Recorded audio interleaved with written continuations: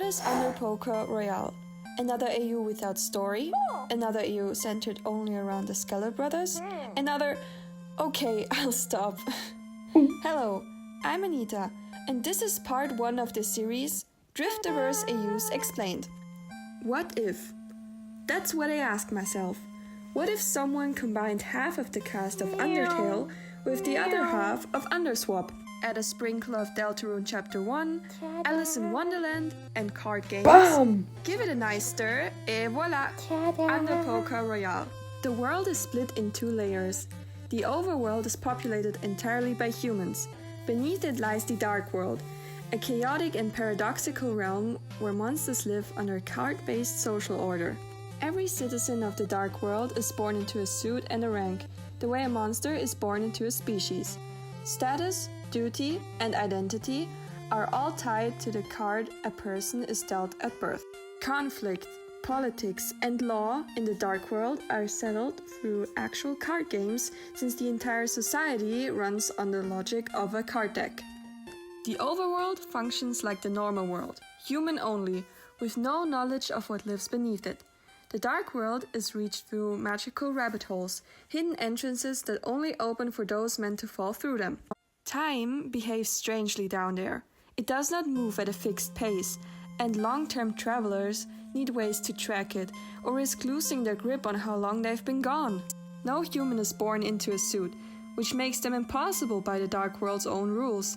A human who falls into the Dark World is treated as a joker, a card with no fixed suit or rank, meaning it can theoretically be played as anything. A joker breaks straights, ruins flushes, and outvalues any king or queen at the table simply by existing outside the structure they are bound by. And that's why capturing a human is never a small thing down there. Whoever holds a joker holds a piece that no fixed suit royal can counter, which is exactly why every court would want one the moment word got out. The Dark World's nobility is split between 2 decks that are in a constant active state of war with each other. The Red Deck, Diamonds and Hearts, populated by characters who kept their original Undertale personalities, as well as some Deltarune characters.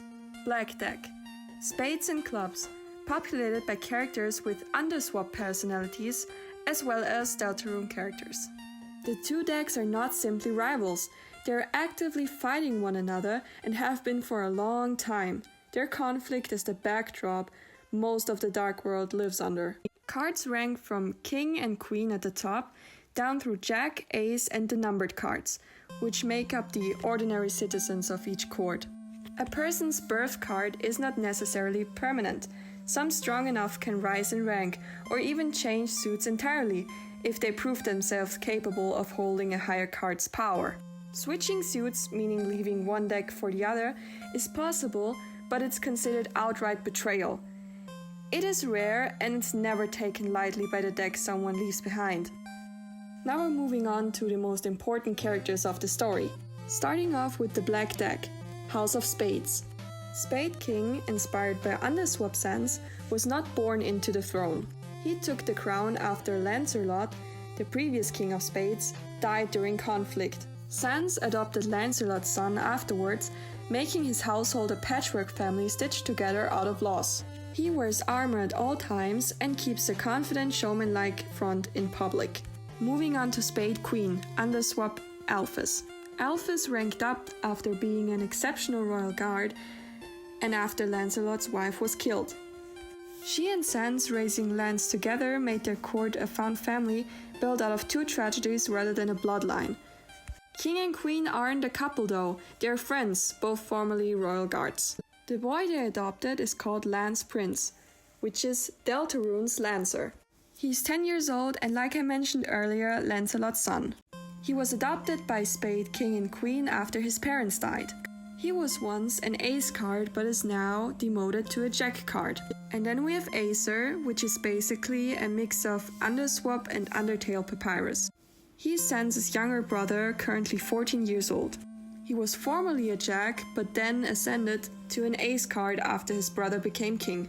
He's currently training as a knight, but he's quite clumsy despite his eagerness. He's also the one that caught the protagonist of Under Poker Royale.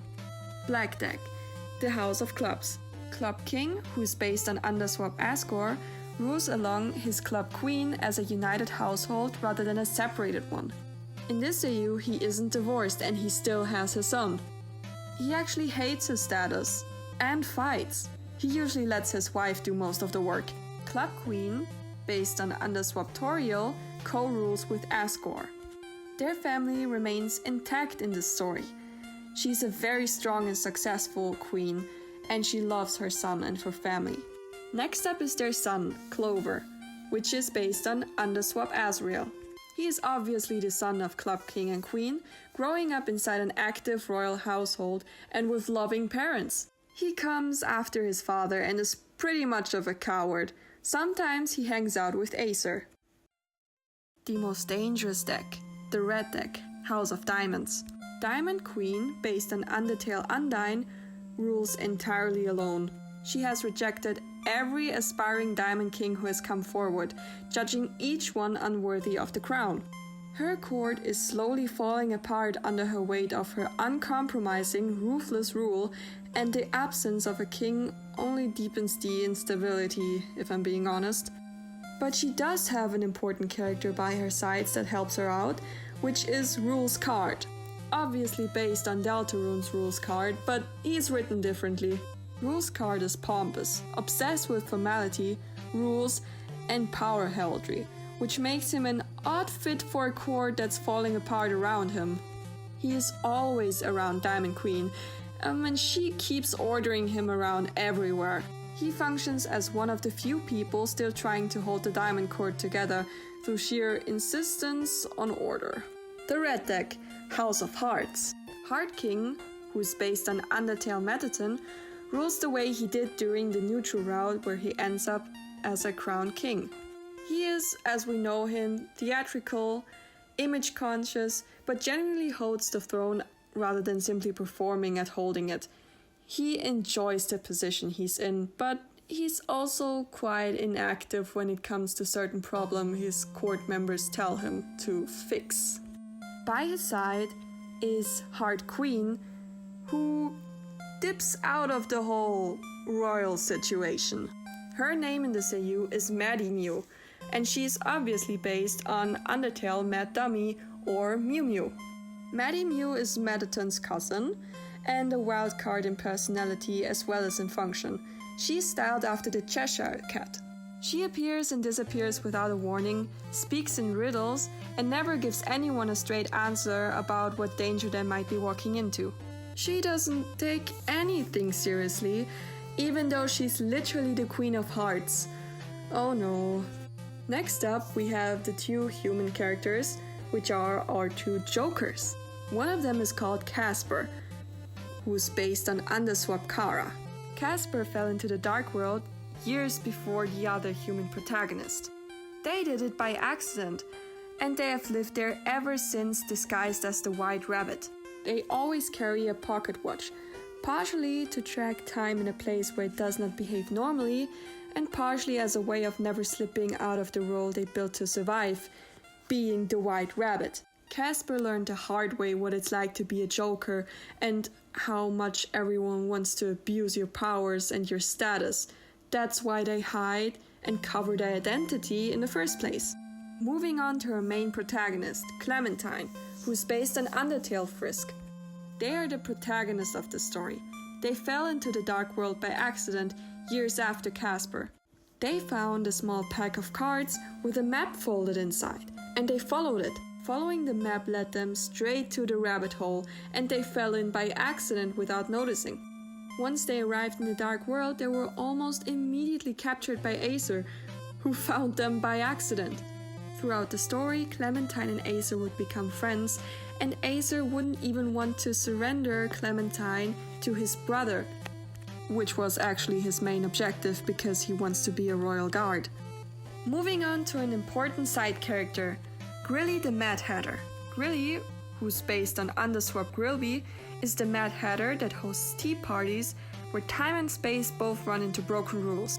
He operates somewhat outside the direct card conflict. Nonetheless, his card is Clover number 10.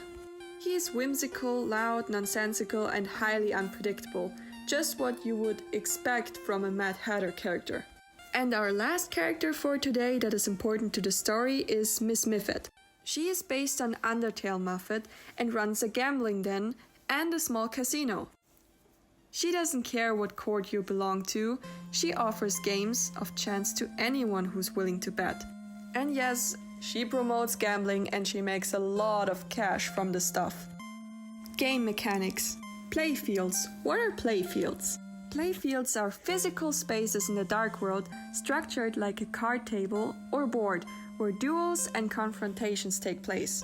It's very similar to how Deltarune is structured, by the way. If you would be playing this game as a human, you would actively be fighting against monsters with cards in your hand. That's why it's important that Clementine found a card deck. Fights are led parallel to an actual card game, meaning combat sequences are represented through cards being played. Card games beyond poker. Besides poker, the most popular game down there are other traditional card games within the Dark World. This leaves enough room for different games to represent different stakes. Characters can even come up with new games, but most of them aren't allowed to. It depends on what deck you're from. The plot so far. Right now the story follows a 4-year-old kid named Clementine. Clementine falls down a rabbit hole completely by accident. No idea what's happening and no idea where they are. The moment they land, they get caught by Acer, a knight from the Spade Kingdom. And here's where it gets a little funny. Acer sees the red dress Clementine's wearing and immediately assumes he's caught an enemy from the red deck. He has no idea he's looking at a human because he has literally never seen one before in his lifetime. As far as he's concerned, he just landed his first big capture. Except Acer is, and I mean this affectionately, terrible at his job. He's clumsy, well-meaning, constantly fumbling the actual fight part of catching an enemy. And every single time it comes down to it, he keeps sparing them instead of actually finishing the fight. And Clementine, watching this kid basically fail to hurt them over and over, ends up feeling so bad that they just surrender on their own.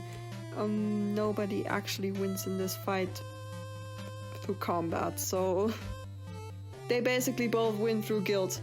But from there on, the whole thing turns into an actual journey. Acer drags, or more like escorts, Clementine across the entire Dark World. Along the way, they run into Maddie Mew, get pulled into a very unhinged tea party hosted by Grilly the Mad Hatter, and have to get through a string of games and traps just to keep moving forward. Eventually though, they reach the gates of the Spade Kingdom itself. And trust me, this is where it gets good. Right before they want to walk in, Acer hesitates. After everything they've been through, he doesn't actually want to hand Clementine over anymore. And that's the exact moment the White Rabbit comes bursting through the door, almost crashes into them, and is completely panicked because of something Spade King just told them. And as the door is wide open, Spade King is standing right there. He looks at Acer, he looks at Clementine. Absolute dead silence between the three of them. So, that's Under Poker Royale so far. I'm leaving you right there on purpose, but I'm open for any questions and I'm still working on the whole story and the fleshing out part. You're probably wondering, what did Spade King find out? What was the White Rabbit so shaken for? I guess you're gonna have to wait for that one until I'm done. If you actually want to see more of the designs, the thoughts behind them, some sketches, funny doodles, then you should definitely check out my Tumblr, my TikTok, and my other accounts. Or add me on Discord, or even better, join my Discord server. Links are in the description.